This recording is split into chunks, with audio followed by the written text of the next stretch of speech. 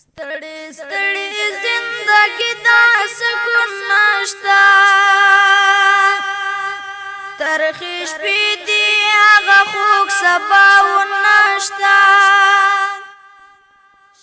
د ډوډۍ خوړلو دعا د ډوډۍ په شروع کې باید دا دعا وویلی شي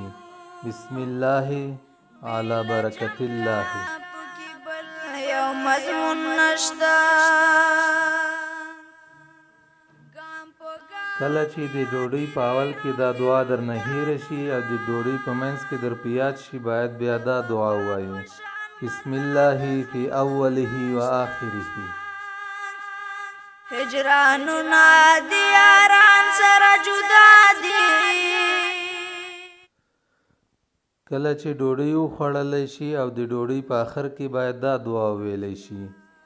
الحمد لله الذي أطعمنا وسقانا وجعلنا من المسلمين والحمد لله رب العالمين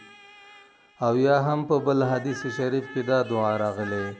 الحمد لله الذي أطعمني هذا طعام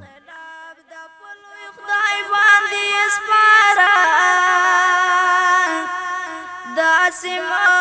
وایا چې ورک د مفتون نشته